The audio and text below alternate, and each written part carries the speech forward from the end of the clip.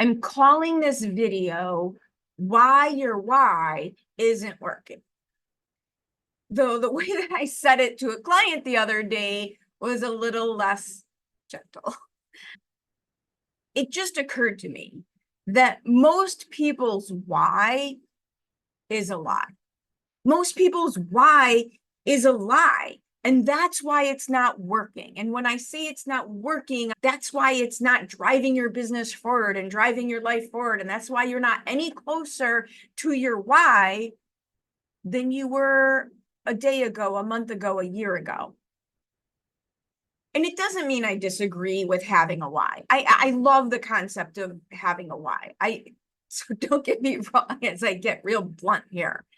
But is it really enough to drive most people? Is their why enough to drive most people? And more importantly, does it actually help you make decisions as to what to do next in your business, in your life, in your relationships, in anywhere?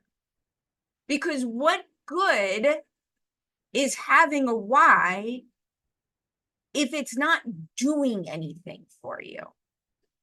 First, if you look at Maslow's hierarchy of needs, self-actualization is at the top of the pyramid. You can't even consider that level of experience and of being until you've got everything else covered. And most people's why is all up in the self-actualization top of the pyramid. But this means that if you're worried about paying your bills, if you have any unresolved relationship issues, if you're dealing, like most of us, with imposter syndrome and any other limiting beliefs, it's going to be real hard to be driven by a why that's all about self-actualization. You're not there yet. You can't even really conceive of being that way until we've met all the other needs. And second, and this ties into the hierarchy of needs, most people's why is boring. It's the opposite of motivating. If you're honest with yourself, like this is part of the problem. Are you honest with yourself about your why? And most people's why is boring because most people's true why is to pay the freaking bills. Most people's why is to pay the freaking bills. And somebody said this to me years ago. I can't remember who said it this way. But if money is a relief and not a reward, that's not very motivating. So we can pretend or dream that we have a why that's up at the top of the pyramid. But if your other needs haven't been met, and if your real why, your real day-to-day motivation is to pay the freaking bills, which I totally understand, how is the self-actualization fancy why supposed to help you in any way, shape, or form? Which kind of like number 3 is a lot of people have a nice fluffy why that's absolutely amazing and would change their world or would change the world, but it's so far away that it feels like a pipe dream. It's if your why, just like if your why is just to pay the bills, that's not very motivating, your true why. But if you're trying to be driven forward by a why that is so far removed from you that even the possibility sounds like a dream, how does it actually help you? How does it actually help you in your day-to-day decision making? Because the way to move forward is through making better decisions. And if you're trying to be inspired by a why, but there's nothing in your body that tells you that why could actually ever even come true, that doesn't help you in your decisions if your why is too far removed from you. And you could be lying to yourself. I get it. That's why I'm blunt about this topic. You're lying to yourself because you think you're supposed to have a big, fancy servant's heart why. But what good does it do you if you don't believe it's a possibility? Which kind of leads me to my 4th, we're on 4, problem here. And this one might be my favorite. Most people haven't accepted the fact, it's fact, that you're just allowed to freaking want something. You are allowed to want something because you want it. You come up with fancy whys that are really too far removed from your reality to actually help you because they don't feel real and they're all about someone else. They're all about someone else and they leave you completely out of the equation. You're allowed to want something. You're allowed to want something for yourself. Because here's the thing, wanting something for yourself and wanting something for other people are not mutually exclusive concepts. It's not either or. It's not either or. But if all you want is something for others, that's how you burn out. That's how you burn out. What do we say? You can't get poor enough to make other people rich. You cannot get poor enough to make other people rich.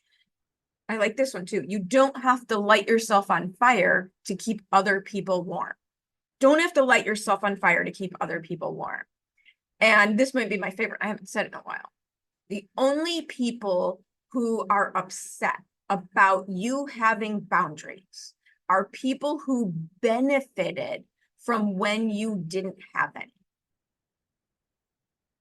Do I want to donate $1 million to wildlife? Absolutely. That's been my why. That's been in my world for a very long time. Will that help others? Absolutely. People, animals, people who are helping animals. Absolutely.